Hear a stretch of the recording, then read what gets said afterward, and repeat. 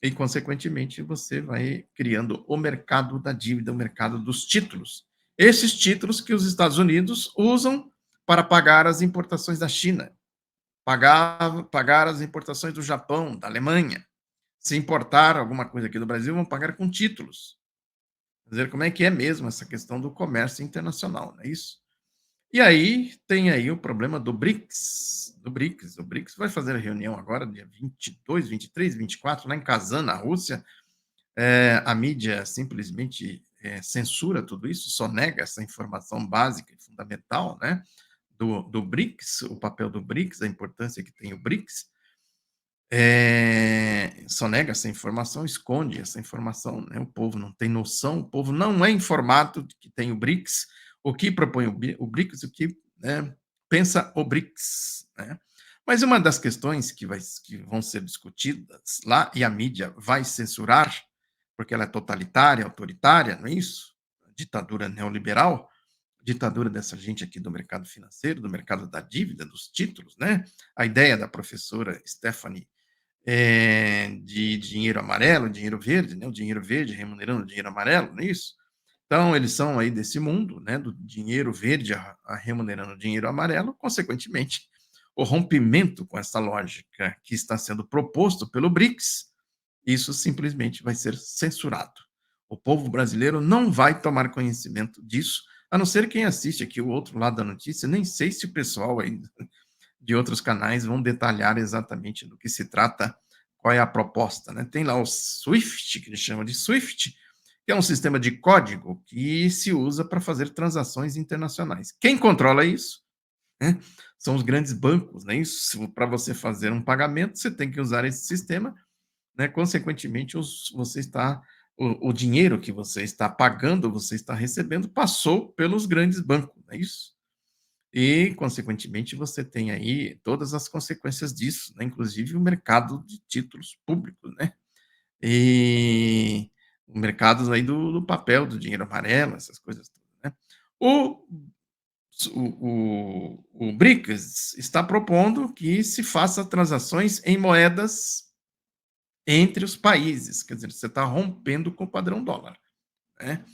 Isso é um grande feito, porque você tira exatamente essa camisa de força, né, do dólar, do capital especulativo, do capital portador de juros, essas coisas todas. Você tira a especulação financeira, né? Você tira a economia do âmbito da especulação financeira. Quer dizer, isso é uma coisa que abala, sim, as estruturas do imperialismo, né?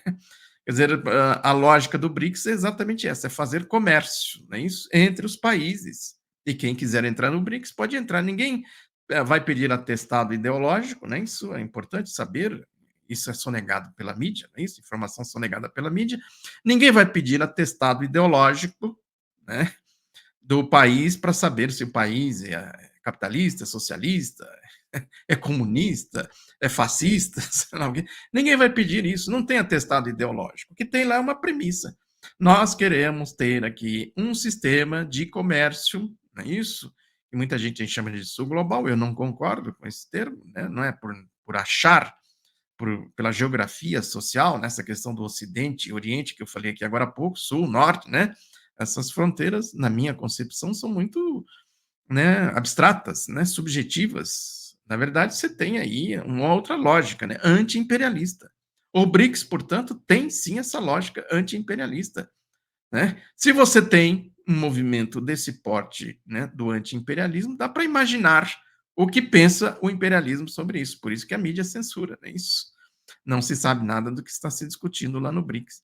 Aí as informações são de que informações são negadas aqui no Ocidente, no mundo ocidental, são de que foram enviadas, a Rússia é vamos dizer assim, a anfitriã, né, da reunião, que vai ser em Kazan, na Rússia, veja, né, a Rússia lá na guerra, em plena guerra, né, combatendo o imperialismo, a OTAN, os nazistas lá da Ucrânia, aquela coisa toda, sabe?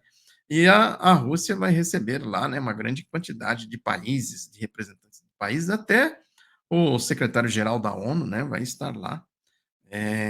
Anunciou, pelo menos, que vai, não é isso? O Maduro, Nicolás Maduro, também vai. Isso certamente vai criar aí, né? Eu estava vendo ontem, por exemplo, Kennedy Alencar e o José Roberto Toledo, acho que assim que eles chamam, jornalistas aí do UOL, lá na TV UOL, à tarde, ontem à tarde, comentando isso, que o BRICS pode armar uma armadilha, pode criar uma armadilha, né? E o Lula vai cair igual um patinho feio, né? Isso vai cair na armadilha do BRICS. Quem está armando, arquitetando uma armadilha para o Lula seria o Putin e o Xi Jinping, no dizer do Kennedy Alencar. Porque aí vai lá, né, e o Maduro no BRICS, e o BRICS proclama que o Maduro foi eleito democraticamente, que é o óbvio do óbvio do óbvio, não é isso? Não precisa ninguém proclamar, basta ter um pouco de bom senso. Proclamar vai dizer lá que, pronto, a democracia na Venezuela tem que ser respeitada, e o Lula vai ter que assinar isso, vai ter que engolir. Aí eu quero ver, né?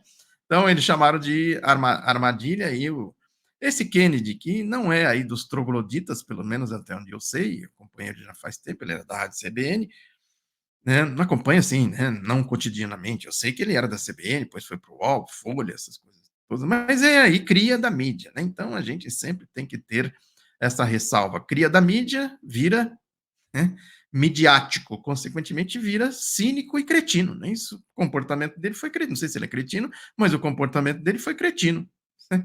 A ponto de dizer que a Venezuela é um. A Venezuela fez o que o Bozo queria fazer, no dizer dele. Seria, né, militarizar o país, né, criar uma, né, teve um outro aí, não me lembro quem, que falou que a Venezuela tem que ser tratada com o status de Cuba, ou seja, é uma ditadura, né, consequentemente você impõe esse status esse status e você isola a Venezuela como eles fizeram com Cuba, quer dizer, bloqueio total, sabe? Asfixiar, né, tentar matar por asfixia, né, esses países nessa ideia da luta anti-imperialista, né? Portanto, né, o que está acontecendo lá no BRICS tem dimensões assim que a gente precisa acompanhar com muita atenção, né? Isso, essa questão do dólar, se eles criam lá um sistema, por exemplo, né, tem lá os bancos, tem um banco, esse banco de desenvolvimento do BRICS lá, que é presidido pela presidenta Dilma Rousseff, ex-presidenta Dilma Rousseff, não é isso? Que tem adotado posições assim muito interessantes, muito corajosas no âmbito do imperialismo. Por que, que eles odeiam tanto a Dilma? Porque ela sempre foi anti-imperialista, desde quando ela lutou como no combate à ditadura, na luta armada contra a ditadura militar. Ela disse que nunca pegou em armas, mas pertenceu a uma organização que pegou em armas, não é isso? Então, portanto, é uma guerrilheira, né? Foi guerrilheira, sim, de combate aí pela democracia anti-imperialista, combate a doutrina Truman, o padrão dólar, essas coisas, a militarização, o fascismo, enfim, o nazismo, o pós-nazismo. Quer dizer, a Dilma tem essa dimensão, essa grandeza, não é isso? E ela está lá na presidência do Banco do BRICS e tem adotado posições assim muito interessantes. Tudo isso censurado e sonegado pela mídia, né? E tem as deficiências da esquerda, que eu falei aqui, que a esquerda deveria, né, trabalhar muito mais isso, divulgar muito mais isso, né, ter muito isso mais presente no cotidiano. A questão da luta anti-imperialista, né, que é uma questão fundamental, eu falo aqui com muita insistência, porque se a gente não entender a luta anti-imperialista, a gente não entende o beabá do marxismo. Marxismo-leninismo, né? O que é ser comunista, o que é ser petista, o que é ser de esquerda, o que é ser isso, o que é ser aquilo, trabalhista, sei lá o quê, né? A questão nacional, quando você fala da questão nacional, você tem um entendimento de todas essas correntes aí da esquerda, quer dizer, então a esquerda fica um pouco aí patinando nessas questões, né? Então vejam que são coisas bem distintas. Agora, quem é que dá a dinâmica para a economia do BRICS? Aí entra, aí a gente tem que voltar aqui para o Martin Wolf, não é isso? A China, por exemplo, tem. Eu tenho esse dado aqui, deixa eu ver se eu consigo recuperá-lo, né? Que a China, eu estava vendo isso ontem, estava pesquisando aí para outros trabalhos, né? Fiz uma pesquisa grande aí sobre, né, sobre a China, com informações não daqui, do mundo ocidental, do, do norte global, né? Então, eu não sei como é que é esse negócio de sul global, norte global, sei lá o quê. Mas, enfim, são informações que não que a mídia, né, ocidental só nega. Então, não sei se é do sul, do norte, do ocidente, né, do oriente e assim por diante, né? Mas aqui, deixa eu pegar aqui alguns dados que eu até anotei para uma outra coisa que eu estou fazendo aqui, né? Ah, diz aqui que as economias desses países com 45% da população mundial, superam as do G7, o grupo dos países mais industrializados, que apresentam tendência de queda do produto interno bruto, sobretudo em alguns países da União Europeia. Tem ali a crise, né? Crise do capitalismo, tá vendo? E já atinge as economias do BRICS. E já atinge 36,7% da economia global, com previsão de crescimento de 4,4% em média em 2004 2025. De acordo, isso aqui, os Estados Unidos em crise. É isso. A Câmara lá dando uma de Lula, tem que, né, não pode cortar déficit nessas grandes corporações, né? Virou anti-imperialista, a Kamala Harris, né? Isso. E o Trump dizendo que ele é comunista, que o problema não é isso aí, que o problema são os imigrantes que vão comer gato lá numa cidade, cães e gatos, não sei o quê, vão roubar as pessoas. Então, veja a crise, né? A crise resulta em todas essas barbaridades aí, né? Com previsão tal, tal, tal. De acordo com o vice-ministro de Administração Geral das Alfândegas da China, Wang Lingchun, citada pela agência de notícias russa TASS, o volume de negócios comercial dos chineses com os países do BRICS aumentou 5,1% em relação ao ano anterior, entre janeiro e setembro, e chegou a cerca de 653 bilhões de dólares. Wang Lingjun disse que a cooperação no BRICS é uma plataforma importante para países emergentes e em desenvolvimento. Está vendo aí qual é a natureza do problema? Como é a questão mesmo do capitalismo interferindo na economia chinesa? Sabe? Lá nos Estados Unidos ele não tem mais como pagar. A Câmara está dizendo lá que não tem mais dinheiro para nada, não tem como importar nada, né? O Trump também fala isso, né? Que a China, que é o grande inimigo deles, isso, guerra contra a China, não sei o quê. Não tem mais dinheiro para comprar nada da China e a China vai fazer o quê? Vai procurar aí, né, os tais países emergentes, o BRICS.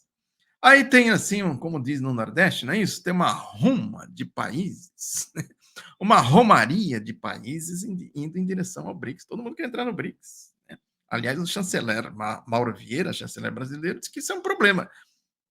tem, tem que ver como administra isso, né? Tem que criar uma estrutura. Essa reunião do BRICS, portanto, de Kazan, né, de lá deve sair outra coisa. Já tem gente aí chamando de BRICS Plus, ou mudar o nome, dar outra definição, né? Vai surgindo uma outra organização, que é o que as pessoas dizem por aí, que é a tal da multipolaridade, né? Quer dizer, vai se criando polos outros, né, isso, que vão se desgarrando do imperialismo, né? Lógico que isso é uma grande contradição, né, na geopolítica, né, na questão da militarização, da OTAN, das guerras, a gente tem que pensar em tudo isso. Como o imperialismo vai reagir a tudo isso? O alvo central, óbvio, que é a China, que é a China que está dando essa dinâmica toda. No dizer aqui, porque ele faz análise, o Martin Wolff, né, faz análise pela lógica do capitalismo, não considera o capitalismo de Estado, até porque ele escreve no Financial Times, não é isso? Consequentemente, ele vai fazer uma análise capitalista. Parou, estagnou, não é isso? As economias estão caindo, tudo, né? Crise política, crise social, crise de tudo quanto é jeito. A crise dos Estados Unidos. Olha, os Estados Unidos exportando a crise deles, né, do imperialismo, para todos esses lugares aí. A turma ó, se manda, vai todo mundo para o BRICS, não é isso? Vai todo mundo para a China. Opa, é com a gente mesmo, sabe? Vamos fazer comércio aqui, vocês vão crescer, a gente vai crescer também, né? Que não tem parasitismo financeiro, né, Haddad? Não tem ajuste fiscal, não é isso? Já vamos falar disso aqui, tal, tal, tal. Aí ele vai desenvolvendo todo o raciocínio dele, mais ou menos por aí. No final das contas, quer dizer, um resumo aqui para a gente ganhar tempo. O resumo dele aqui é o seguinte: que a China não vão para os BRICS, porque a China lá também está pendurada na brocha, não é isso? Então tem aí, né? A gente pode trazer, deixa eu ver aqui, a gente pode trazer isso para aqui o âmbito interno, como o Brasil pode lidar com isso, quer dizer, como a gente pode sair dessa armadilha do déficit fiscal, não é isso? Tem aqui, deixa eu ver, no Estadão, que tem aqui um artigo que chama Brasil não deve ser mercado manso para a China. Ricardo Alban, quem é o Ricardo Alban? É empresária, presidente da Confederação Nacional da Indústria, CNI. Então, olha assim, gabarito. Ele diz que rearranjo global da produção, a visita de Xi Jinping, ele vem aqui no Brasil, e a presidência do G20 são motivos para que a relação Brasil-China alcance um patamar que impulsiona nossa economia e indústria. Aí ele diz que as cadeias de produção estão mudando e transformando o comércio global. É um fenômeno complexo, determinado por tensões geopolíticas, transições energéticas e potencialismo econômico. No ano passado, pela primeira vez em 2 décadas, os Estados Unidos compraram mais do México do que da China. E o Brasil? Tá vendo por que a China abre as portas do BRICS, né? Para China, a Rússia, né? Sobretudo a China e a Rússia, que são aí, podemos dizer, os carros-chefes, né? O Brasil entra com peso também, né? O Brasil não é, sabe, não é algo periférico nessa ideia do BRICS, não é isso? Mas já comprou mais do México do que da China, né? Aí ele pergunta: e o Brasil? A China, os Estados Unidos vai comprar da China, a China vai comprar do Brasil? Como é que é o negócio? A China enfrenta crescentes dificuldades nos Estados Unidos e na Europa, que aumentam tarifas dos produtos chineses e dão preferência à produção regional. Eu vi aí, por exemplo, acho que foi a Alemanha que meteu uma super taxa no carro elétrico chinês. Tá vendo a mão invisível do Adam Smith que foi pro beleléu? Não é isso? A guerra dos monopólios, dos trustes e monopólios, o imperialismo, né? Quer dizer, né? Quer vender aqui, vai pagar aqui uma tarifa, uma barreira gigantesca, sabe? Que é exatamente para criar a fronteira, não é isso? Quer dizer, aqui nós precisamos aqui proteger os nossos comércios, não sei mais o que. Aí dizer, esse contexto oferece grandes riscos ao Brasil e à indústria brasileira. Para compensar perdas nas exportações aos Estados Unidos e Europa, a China redireciona parte de seus produtos e capacidade produtiva a outros países. E o imenso mercado consumidor brasileiro é um grande alvo. Aí, né, pega o Ministério da Ciência, Tecnologia e Inovação, da Luciana Santos, né, política industrial do governo Lula, não é isso? Altos investimentos em tecnologia, tal, tal, tal, quer dizer, aí fica as portas abertas para os chineses, não é isso? A China vem aqui, a China vem com capital especulativo, portador de juros, ou vem aqui, né, com produção para vender e comprar? O que vocês têm aí para vender? Né? Os cretinos aí do agronegócio, nazibosistas, que diz que é coisa de Deus, né, que vão dar dízimo para essa ladroagem neoliberal. Esses cretinos não têm a menor ideia de como funciona tudo isso. Ele está dizendo aqui é o seguinte, quer dizer, a China vem aqui, né, vai querer vender, e o Brasil tem que vender para a China também, claro, e a China, claro, né, podem produzir aí que nós vamos comprar tudo de vocês, sabe? Né, aí diz ele aqui, mas não podemos ser um mercado manso aos produtos manufaturados chineses, em detrimento das nossas indústrias de base e suas cadeias produtivas. Aí tem que ter a nova política industrial do governo, né? A China não se mete nisso. O problema é de vocês. Afinal, nenhuma grande nação deu salto de desenvolvimento sem a mola propulsora do setor produtivo. Como podemos, então, transformar esse deslocamento da manufatura chinesa em oportunidades? Não é fácil, mas a resposta é simples. Tendo a mesma competência que os chineses tiveram em transformar seu imenso mercado e sua força de trabalho em imã para investimentos diretos na produção. A questão é que saber de onde vêm os investimentos, né? Aí é que a porca torce o rabo, né? Fernando Haddad, corte de investimentos, corte de gastos, tal, tal, tal. Os países precisam enxergar no comércio com o Brasil uma parceria ganha-ganha. E o Brasil deve se colocar como um aliado estratégico dos grandes players globais em vários níveis, político, econômico e ambiental. Precisamos ter a competência que muitos países já tiveram para aproveitar oportunidades em diferentes contextos da história, como Japão, tigres asiáticos, China, Índia e México. Em novembro, o presidente Xi Jinping fará visita de Estado ao Brasil. Desde 2009, a China é nosso maior parceiro comercial. Aí vem dados aqui, números e tal, tal, tal. O cenário de crescente tensão entre as potências ocidentais e a China, hein, pode ser importante também para elevar o protagonismo econômico brasileiro nas Américas, viabilizando uma parceria mais estratégica com os Estados Unidos, maior e mais dinâmica economia do mundo, diante dos limites já aparentes em sua relação comercial com o México. Como maior economia da América Latina, o Brasil está mais do que apto a receber investimentos dos mais diversos parceiros. Nosso parque industrial está muito mais sofisticado e eficiente do que o da China, quando ela implantou sua revolução industrial. A China lá de trás, não a China agora. E temos um ingrediente fundamental para impulsionar qualquer nova parceria estratégica com qualquer país. nossa vocação para a economia verde e a transição energética. O que o Brasil não pode é ficar parado nesse rearranjo da produção global. E não está. Depois de a indústria brasileira encolher de quase 50% do produto interno bruto do PIB nos anos 1980 para perto de 25% hoje, o Brasil finalmente lançou uma política industrial consistente, a nova indústria Brasil, focada em eixos como inovação, tecnologia, sustentabilidade, qualidade, qualificação e infraestrutura. Ela já mostra seus primeiros resultados que podem e devem ser reforçados aproveitando as oportunidades dessa nova conjuntura. O rearranjo global da produção, a visita de Xi Jinping e a presidência brasileira do G20 são motivos mais do que suficientes para que a relação Brasil-China alcance um novo patamar que impulsione nossa economia e nossa indústria, sempre priorizando os reais interesses da economia brasileira. Nossa possível adesão à Rota da Seda, o novo programa chinês de comércio global, tem que ser estudada e negociada com todo cuidado. Para tanto, é imprescindível a participação de todo o setor industrial nos entendimentos entre os governos. Da mesma forma, devem estar abertos aos demais protagonistas da economia global, buscando complementariedade nas cadeias produtivas, agregação de valor e vantagens competitivas mútuas complementares, o verdadeiro ganha-ganha.